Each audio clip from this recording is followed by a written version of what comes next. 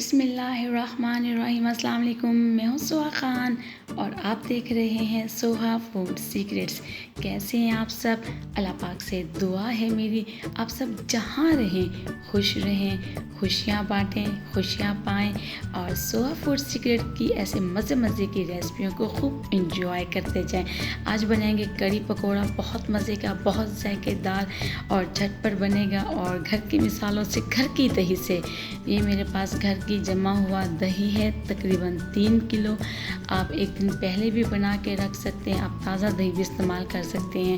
Blender جگ میں بنائیں، اس کو پھینٹ لیں، بیٹ کر لیں یا ہاتھوں سے بیٹ کر لیں، الیکٹرک بیٹر سے بیٹ کر لیں، جو آپ کو مناسب ہو آپ اس سے بیٹ کر لیں۔ اچھے طریقے سے بیٹ کر لیں تاکہ کوئی گٹھلی اس کے اندر نہ ہو، ورنہ آپ کا جو کڑی پکوڑا کا بیٹر ہوگا وہ سارا گٹھلی ہوگا۔ ایسے میں ساری دہی کو پھینٹ لوں گی، بیٹ کر لوں گی۔ تقریباً میرے پاس یہ 3 کلو کے قریب دہی ہے۔ دیکھیں بالکل سموتھ سی دہی پھینٹ چکی ہے اور یہ بلینڈر جگ کے اندر پانی ڈال دوں گی، بعد میں آ کے استعمال ہوگا۔ اور میرے پاس یہ 1.25 کلو بیسن ہے، 1 کلو میں اس میں ڈالوں گی بیٹر میں اور 1 پاؤ کے قریب میں یہ آگے ڈالوں گی۔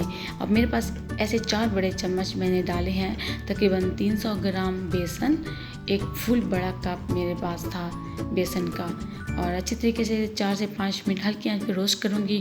اب ٹھنڈا کرنے کے لیے رکھ دیا بیسن کو۔ اب یہاں سے دہی کا بیٹر بناتے ہیں۔ تقریباً 2 کپ کے قریب میں ایک باؤل میں دہی نکالوں گی۔ دیکھیں میں ڈال بھی رہی ہوں ایک باؤل میں دہی، دیکھیں سی اچھی سی۔ اور یہ جو بھی بیسن کو ہم نے روسٹ کیا تھا 2 سے 4 منٹ کے لیے، ٹھنڈا کر لیا تھا، اب وہ اس دہی کے اندر مکس کروں گی، ایک بیٹر بناؤں گی۔ دیکھیں جی، ہم نے اچھا سا بیٹر بنانا ہے، سموتھ سا بیٹر بنانا ہے، کوئی اس کے اندر گٹھلی نہ رہے، مزے کا۔ آپ دیکھیں ابھی یہ بہت گاڑھا ہے، آپ پانی استعمال ساتھ کر دیں۔ تقریباً میں نے 1 گلاس جتنا پانی ڈالا ہے اسی بلینڈر جگ میں جس میں میں نے دہی کو پھینٹا تھا۔ اب دوبارہ سے 2 سے 4 منٹ میں اس کو اور اچھی طریقے سے چمچ سے بیٹ کر لوں گی۔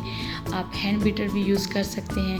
اب تقریباً میں اس کے اندر 1 کپ آئل ڈالوں گی اور یہ 1 بڑا چمچ ادرک لہسن کا پیسٹ ہے، یہ ڈال کے اچھے طریقے سے جسٹ 10 سیکنڈ کے لیے روسٹ کروں گی۔ اور یہ کٹا ہوا سوکھا دھنیا، اب اس کے ساتھ جائے گا یہ زیرہ کٹا ہوا، اور یہ 2 سے 3 عدد کڑی پتہ اور 1 چمچ بھر کے چھوٹی لال مرچ، تقریباً 5-6 دانے کے قریب ہے، اور یہ بہت آپ کے کڑی کو مزے کا ذائقہ دیں گے۔ اور 1 بھر کے چمچ نمک کا ڈالا، اور یہ آدھا چمچ ہلدی کا، اسی بڑے کھانے کے چمچ کو 1 چمچ کٹی ہوئی لال مرچ ہے، اور اس کے ساتھ 1 کٹی ہوئی لال مرچ کے ساتھ 1 چمچ ہم نے پسی ہوئی لال مرچ۔ اب درمیانی آنچ پہ 1 منٹ کے لیے میں نے اس کو تمام مسالوں کو بھون لینا ہے، اور ابھی جو بیٹر ہم نے بیسن کا اور دہی کا آپ کے ساتھ بنایا تھا وہ شامل کر دیں گے۔ دیکھیں بالکل ماشاءاللہ کتنی خوبصورت اوریجنل اس کی شکل ہے۔ دیکھیں جب اس کو پہلے چمچ اچھے طریقے سے چلا لیں گے اور آنچ کو یہاں پہ بالکل سلو کر دیں گے تاکہ میرا بیسن نیچے لگ نہ جائے، بقیہ جتنی بھی دہی ہے اور وہ بھی ڈال دیں۔ اور اس کے ساتھ تقریباً میں 6 لیٹر پانی ڈالوں گی، 3 لیٹر دہی کے اندر 6 لیٹر پانی ڈالوں گی۔ اس لیے کہا تھا کہ کھلے منہ کا برتن ہو تاکہ آپ جتنا پانی ڈالیں آپ کی کڑی بہت مزے کی بنے اور کڑی گرے نہیں۔ اور جب اس کو اچھے طریقے سے ابال آتے ہیں تب یہ دیکھیں ماشاءاللہ کڑھائی میری فل ہے، اور مزے کی آج کڑی پکوڑا آپ کے ساتھ 3 کلو کی دہی کے ساتھ تیار ہو رہا ہے۔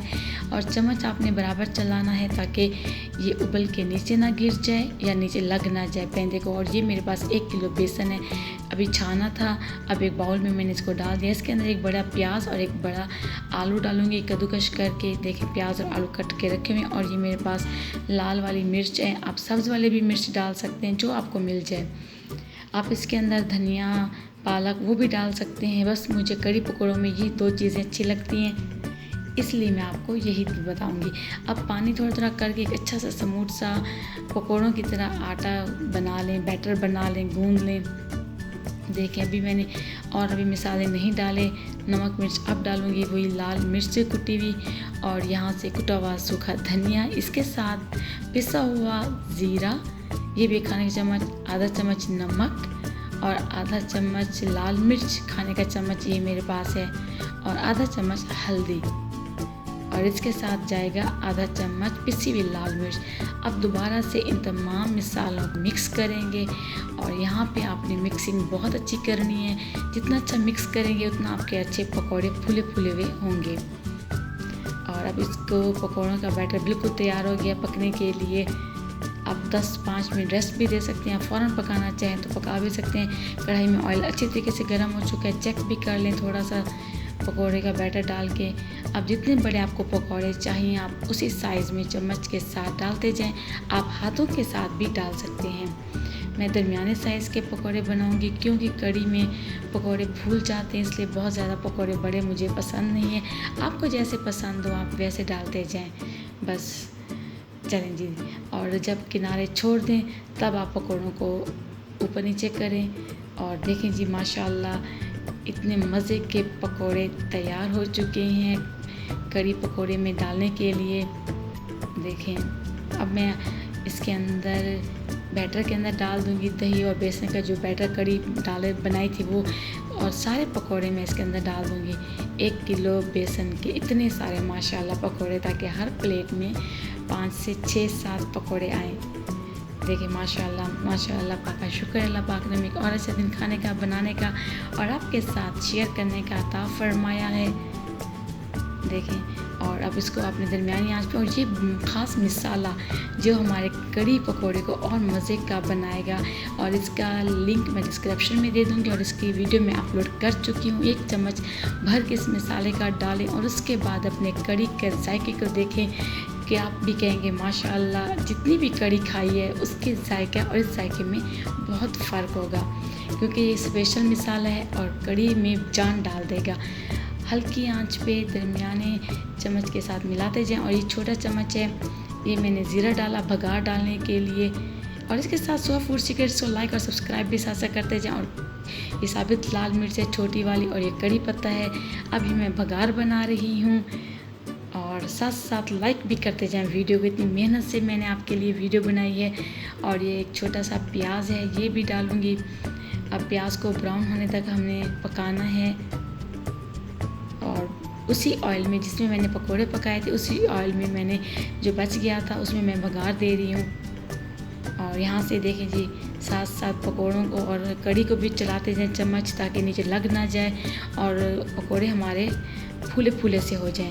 اور یہاں سے بھگار بھی تیار ہو گیا ہے، تو ماشاءاللہ اتنے خوشبودار آواز اور خوشبودار ذائقے کے ساتھ بھگار لگ گیا ہے ہمارے کڑے پکوڑے کو۔ ہلکا سا مکس کرتے جائیں تاکہ تمام بھگار کی خوشبو تمام کڑھی میں آ جائے۔ الحمدللہ کڑھی تیار ہے، آپ بھی بنائیں، کھائیں، کھلائیں اور دعوت میں مزے اڑائیں۔ اوپر سے میں نے گارنش کے لیے تلی ہوئی پیاز ڈال دی ہے۔ آپ کو جتنا بھی کڑھی گاڑھی چاہیے آپ اتنا کر لیں، اور ویسے بھی جب تک کڑھی ٹھنڈی ہوتی ہے یا کھانے کا ٹائم آتا ہے یہ گاڑھی ہو جاتی ہے۔ تھوڑا سا میں ڈش آؤٹ کرتی ہوں، پھر انشاءاللہ آؤں گی ایک اور ریسپی کے ساتھ۔ تب تک اپنا خیال رکھیں، دعاؤں میں یاد رکھیں۔ اللہ حافظ۔